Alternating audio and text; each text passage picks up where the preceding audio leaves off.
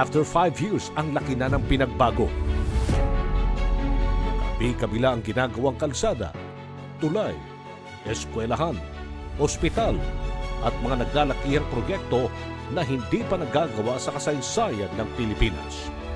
Ngayon pa lang sa panunungkulan ni Pangulong Rodrigo Roa Duterte, masasabi na nga ba na ito na ang golden age of infrastructure?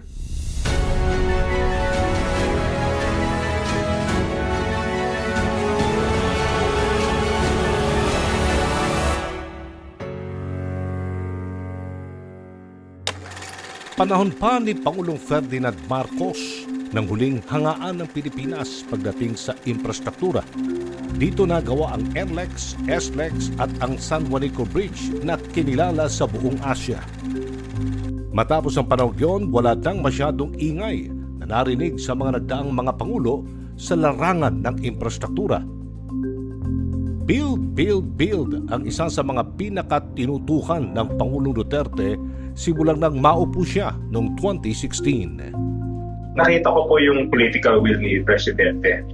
Yun talagang kailangan natin para ma-implement ang mga proyekto ng Philippine. At para maging developed nation ng Pilipinas, kailangan natin ayusin ang ating infrastruktura na matagal nang pinabayaan. Hindi naman nawawala na may konting kaba. Sumasok ako sa kabinete dahil first time ko po. Pero nakita ko naman napaka-importante talaga ng trabaho ng DPWH at napakalaking effect kung may implement po yung Build program ni Pangulong Duterte. Ang mga bagong infrastruktura ay pinadiniwala na magpapalakas sa ekonomiya ng bansa, paglikha ng trabaho at maiahon sa kahirapan ang mga Pilipino. Alam mo, napakalaki ng impluensya ng ating mahal na Pangulo dito sa Build program. Simula pa lang nung kampanya ng 2016, ang paulit-ulit na sinasabi ng Pangulo na kinagagalit niya sa sitwasyon ng ating bansa at sa buhay ng ating mga kababayan, yung pang-araw-araw na hirap na dinadanas ng mga kababayan natin. Yung daily struggles nila. Kung maalala nyo, noong 2016, iba ang mga problema natin noon. Problema natin noon, yung MRT nasisira, yung traffic, grabe, di ba? Gagdag pala, yung lahat na lang na kala mo napakaliliit na bagay na kaya naman solusyonan, hindi nasusolusyonan ng gobyerno. At dahil doon, yung pang-araw-araw na pumumuhay ng mga kababayan natin, talagang napakahirap. Na isa sa mga pinaka-importanting magiging solusyon natin doon sa pang-araw-araw na hinagpis at hirap ng mga kababayan natin ay build. Malaking pondo ang nailaan ng Pangulo sa mga proyektong pang-infrastruktura. Tinatayang aabot ng 8 trilyon mula 2017 hanggang 2022. Laking diferensya sa budget kumpara sa mga nakaraang Pangulo ng mga nakalipas na dekada. At ang pondong ito ay masasabing pinakamalaking pondo sa kasaysayan ng Pilipinas. Infrastructure project. We will make a few years the golden age of infrastructure in the Philippines to enhance our mobility and connectivity and thereby spur development growth on equitable in the country. In other words, we are going to build. Unti-unti nang napapansin sa paligid, sa kabuhayan at sa buhay ng mga Pilipino ang build. Mula sa transport at mobility, water, urban development, renewal, pati na rin sa disaster resilience projects. Hindi rin nakalimutan maging ang information and communications technology at power. Daan-daang pag-asenso after 5 years, a PTV pre-SONA documentary.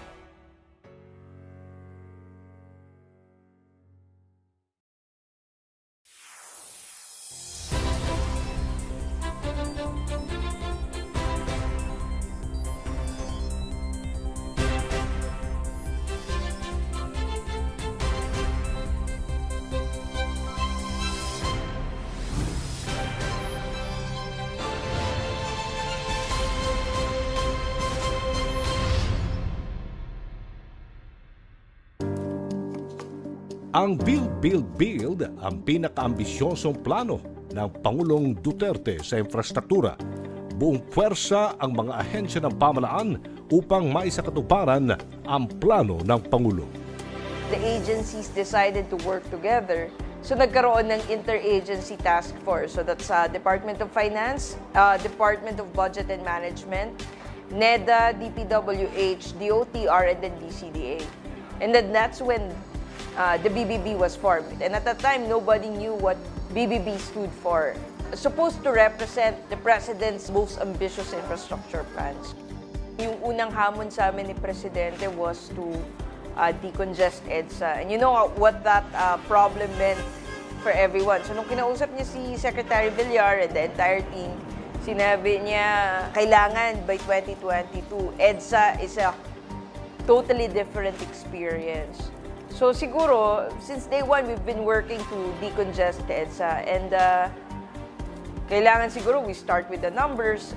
Ilan ba yung naging intervention sa EDSA? And then that's when we realized that EDSA is a 90-year-old road, that it was built during the 1930s, that the last extension of EDSA was only in the 1970s when it was extended to TAF. And then after that, hindi na natin ginalaw yung EDSA. The problem is, dumami yung population natin, it exceeded its maximum capacity by almost 140,000 vehicles. So alam namin, to be able to decongest EDSA, then we have to take out 140,000 vehicles out of EDSA at the minimum to bring it back to its original capacity. Malaki ang hamon ng Pangulo lalo na at madaming problema ang kanilang kinakaharap. Maraming infrastructure ang kailangan ayusin at maging ang sistema sa ahensya. Ayon kay Department of Public Works and Highways Secretary Mark Villar, una niyang tinutukan ang sistema ng gobyerno. Opo, kaya yun ang una, yun ang nung pumasok ako bilang secretary ng DPWH, tinutukan ko talaga yung sistema. Kasi para ma-monitor mo yung ganung karaming project. At any one time, may 15,000 projects ang DPWH. At para ma-monitor mo yan, kailangan mo talaga ng system. So dati po, mano-mano yung pag-monitor ng system. Ngayon, meron na po tayong software na monitor sa mga geotagging, sa mga electronic monitoring systems. Lahat po, kompletong technology na ginagamit natin para ma-monitor. Kaya na malaki ang naging improvements sa implementation ng mga projects at naging tumasa accountability para sa mga operating units namin. Dahil sa sistemang ito, naiiwasan ang mga ghost projects sa pamahalaan at ayon pa kay Secretary Villar, marami ang naban ng mga construction company dahil dito. And the good thing about DPWH is that we've mobilized drones already for monitoring. We have geotagging technology. So in fact, before a contractor is able to ask the government to pay for what it's able to accomplish, it has to submit a geotag photo. And because of that reform, we are able to completely get rid of ghost projects within the DPWH. So ngayon po, zero na yung ghost projects in DPWH. Sa pagsisimula ng proyekto upang balutas ang problema sa matinding trafiko, agad na ilatag ang mga decongestion program para sa EDSA.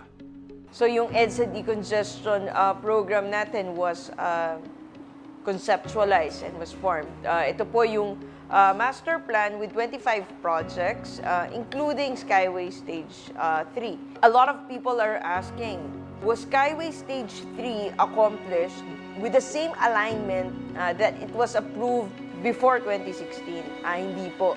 In fact, it was realigned in 2018. So, was the alignment of Skyway Stage 3 different? Yes. Iba na yun.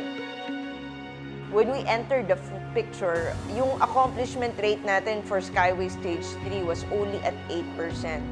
Yung overall accomplishment was about 11%. Maraki yung binuno ng administration to make this project a reality. But what's good about this is Skyway Stage 3 is only one of 25 projects. Pauna pa lang ito doon sa pangako ni Presidente, and we can assure you that by 2022, it's going to be a whole different ballgame.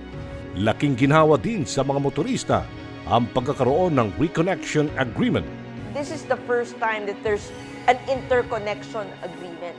Kasama din po yan dun sa Memorandum of Agreement na pinirmahan when we changed the alignment. So now you can interconnect SLEX and NLEX, completely bypassing EDSA and C5 because of the interconnection agreement. Meaning, regardless of whoever owns the concession agreement, the master plan will be interconnected. Because to us, it doesn't make sense. Laban talaga yan ni Secretary Villar. It doesn't make sense that you have to go down to Skyway and then go up again to EDLEX just because it's managed by different concession. It doesn't make sense. And ultimately, what we want to make sure is that it's convenient for our motorists. So, yun yung pinaka-importante po sa amin. Proud ako sa mga yung mga master plan projects na natapos ng DPWH. Katulad ng EDSA Decongestion Program. Nung pumasok kami, at pinresent namin yung plano namin na decongest EDSA. Maraming hindi naniwala sa parang halos pinagtatawanan lang kami nung pinresent namin yung plano ni Presidente na i-decongest ang EDSA. Nung sinabi niya na 5 minutes, talagang wala talagang naniwala sa 5 minutes na yan. Pero tingnan nyo ngayon, 15 minutes sa Balintawak kami from pagalit po sa Makati. At malaki po na bawas na compute namin na napakalaki ng pagtaas ng average speed sa EDSA yung binuksan yung Skyway at pati yung bridges, yung Kalayaan Bridge, yung Estrella Pantayon Bridge, yung Harbor Link, lahat yan nakatulong sa decongestion ng Metro Manila. So yung dating yung problema na wala, parang hopeless na tayo, naging totoo na yung EDSA decongestion.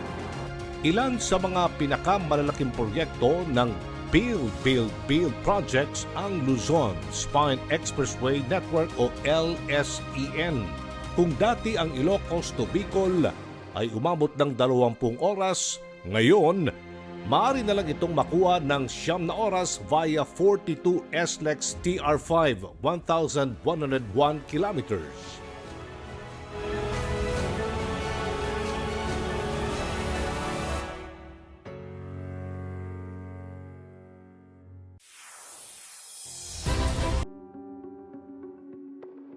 Ayon sa tala ng Department of Public Works and Highways, accomplishments ng July 2016 to December 2020, 144,925 built and constructed, 2,036 constructed, rehabilitated, and improved, 5 school workshop buildings and other school facilities, classrooms, 187 constructed, evacuation center.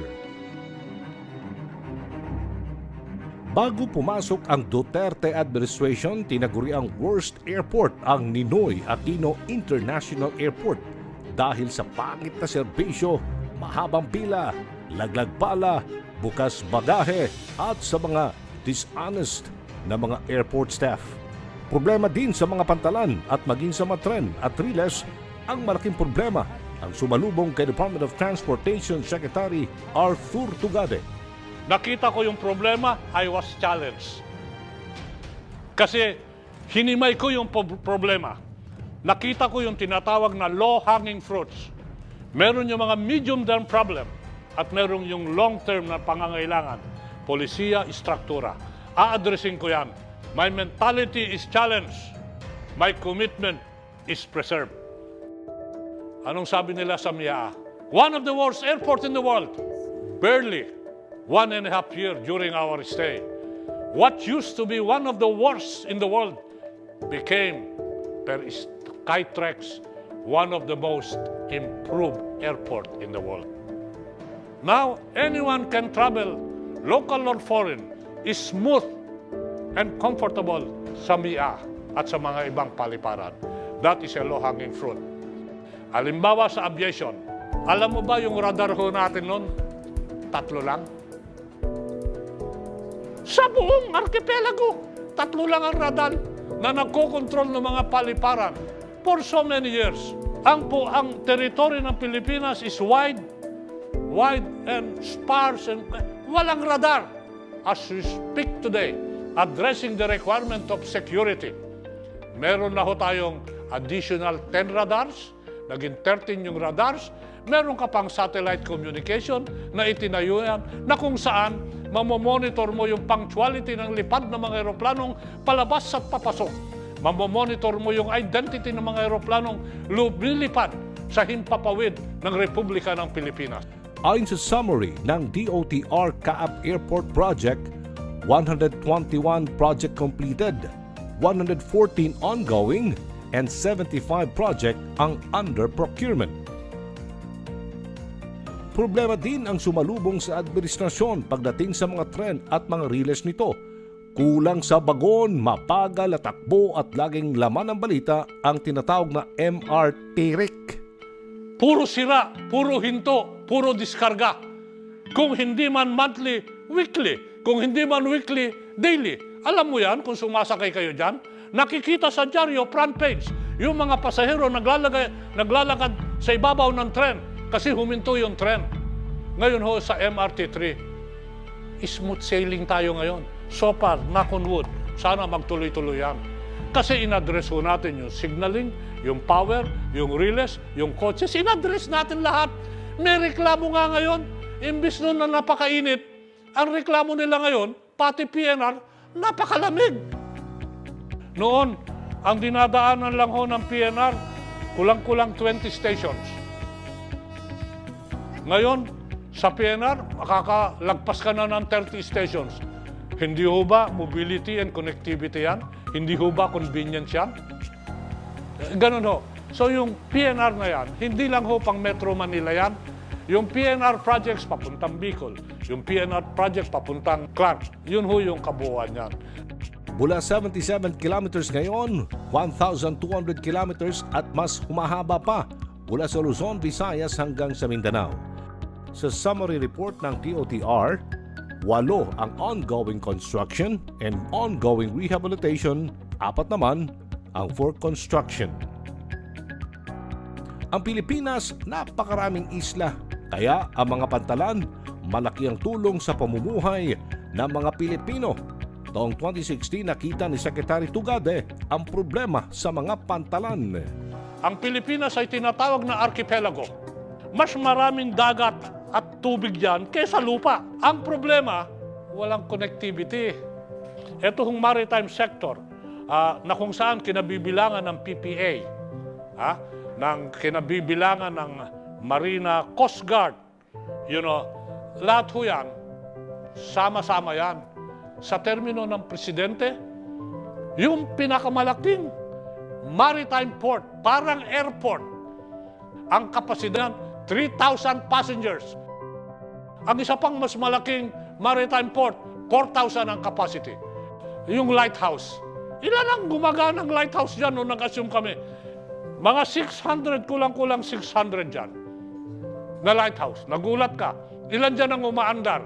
Less than 15%. Ngayon ho, hangarin namin na ayusin lahat yan. So, eto, meron yan. Summary of DOTR PPA Seaport Projects July 2016, March 2021. Kinikilala namin yung liderato ng presidente. Kinikilala namin yung misyon ng presidente. Nagbunga ho yung sakripisyo, trabaho at commitment, hindi ko lang ako, but yung aking mga kasamahan, kagaya ng mga pamunuan at mga rank and file sa air sector, sa maritime sector, sa rail sector, saka sa aviation sector. Sama-sama ho kapit-bisig ng ginawa. At kung tinitignan ko yung nagawa, for the last 5 years, sabi ko, panalo. Panalo. Hindi man tapos 100%, pagkat sa laki ng problema, marami at samot-sari ho dyan ang hindi mo masosolve 100%. Pero marami rin ang mauumpisahan mo under the concept of partial operability. Para nang sa ganun, kung maumpisahan man ngayon at hindi natapos, maitutuloy ng susunod na administrasyon. Kung naumpisahan man ngayon at natapos, then we have achieved the marching order of the President, make the Filipino life convenient and comfortable.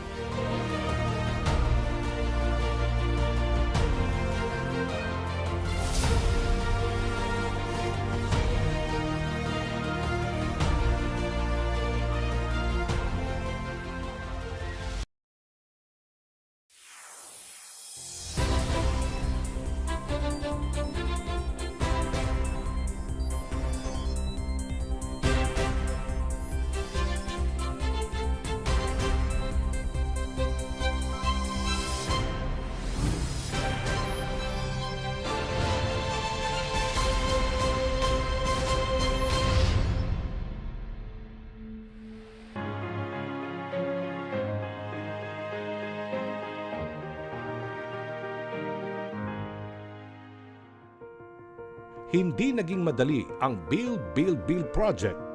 Maraming challenges din ang hinarap ng ahensya para maisakatuparan ang mga ito. Ayon kay Secretary Villar, malaking hamon ang COVID. At marami. Siyempre, yung COVID talagang malaking naging challenge ng COVID. Pero siyempre, yung sistema talaga, yung pag-computerize ng systems, yun isa yan sa mga malaking challenges. At pati siguro yung also the monitoring of the projects, and also its implementation. Siyempre, kailangan na ayusin yung right of way. So, kasama yan sa mga challenges na ginawa namin mas efficient. So, nagkaroon po kami ng mga task forces para sa right of way. Nagdagdagan po yung mga legal teams namin para mapabilis yung acquisition of right of way at mapabilis yung implementation ng ating mga proyekto. Sa program ng Build, Build, Build, marami ang nagkaroon ng trabaho kahit na panahon ng pandemya. PBB is 6.5 million workers. And these 6.5 million workers are able to deliver these infrastructure projects. A lot of people are asking, bakit maraming nade-deliver na project sa BBB kahit na pandemic? Because we were the first one to do a construction bubble. And that's why we know the sacrifices of our construction workers. Because hindi sila nakakauwi sa mga pamilya nila until matapos yung project. It follows the same format as an NBA bubble. It's just that here, we construct instead of playing basketball. So everyone was tested before they enter the bubble. We know exactly where they are. They are housed in barracks. We know the schedule of the workers. And now we're able to hire more. Because if dati, yung operation schedule natin is 12 hours or 9 hours. Now we're doing a 24-hour time schedule para mahabol natin yung mga projects natin. Which also means we've multiplied the factor of construction workers in the sites by 3. And that's, I think, the most important at this stage. Of course, there's a delay because for 3 months we were not able to do any kind of construction. But we were happy about it. We saw it as a silver lining. Na finally, we're able to hire more workers. Because at the time, there were so many workers coming from the Middle East. Bumalik sila dito and they're looking for jobs.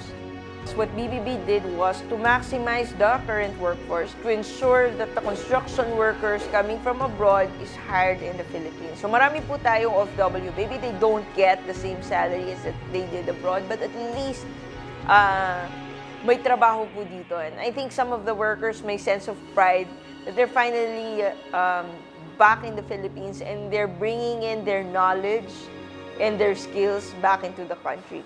Marami mang hinarap na hamon ang administrasyon ni Pangulong Duterte sa mga programa ng infrastruktura. Hindi may kakaila ang infrastructure boom sa bansa at ang pagkakaroon ng trabaho ng milyong-milyong Pilipino sa kabila ng COVID-19.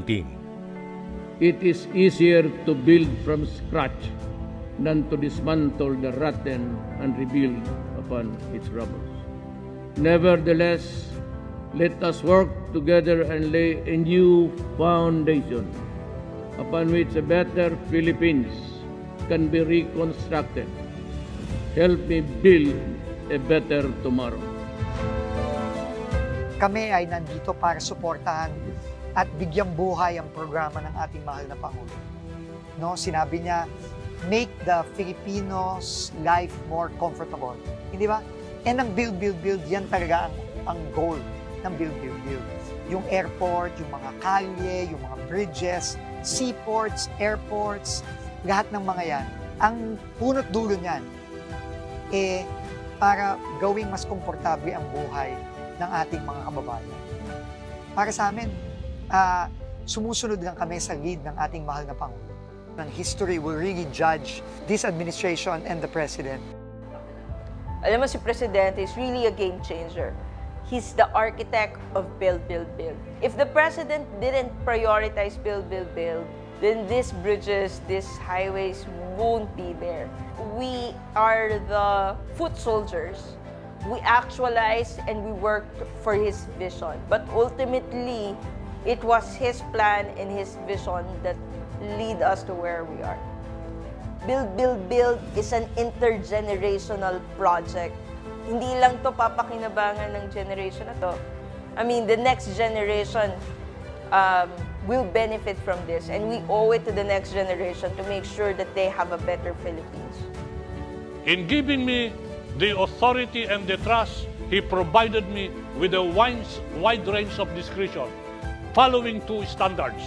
Ang sabi ni Presidente, Art, make the Filipino life comfortable and convenient.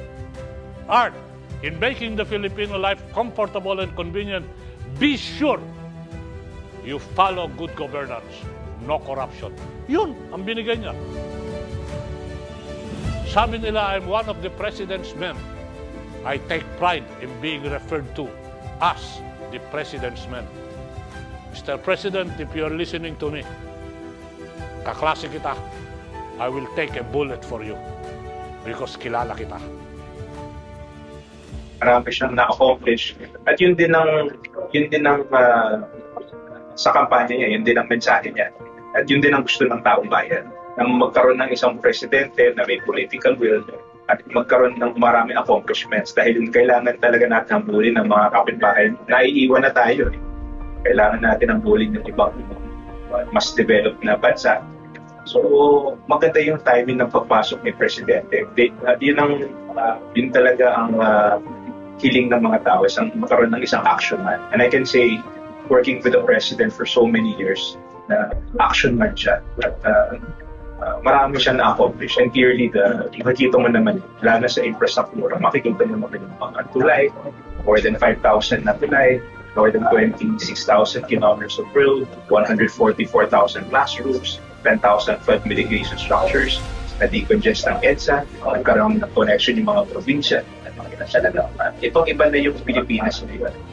Nais ko pong magpasalamat kay President Duterte para sa tiwala niya sa akin. Siyempre, nung pumasok ako, pa lang ako, 38 years old pa lang ako. At naintindihan ko naman, nagkaroon ng konting bashers nung pumasok ako. At naiintindihan ko naman dahil wala pa naman akong record. Wala pa naman akong record ng tanyo. Hindi pa ako ng masyadong kilala ng mga tao. So, si Presidente talaga nagtiwala sa akin. And I hope I didn't disappoint. Sana hindi ko na-disappoint. At talagang binuhos ko lahat para maging successful ang Bid program.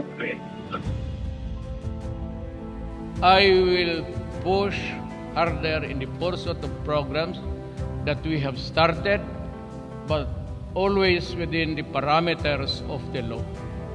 I will not stop until I reach the finish line. I dream of glowing days ahead for every Filipino.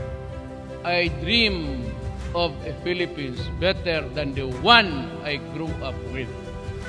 This is my pledge and commitment. But I shall continue to comply with my constitutional duty to serve and protect the Filipino until the last day of my term.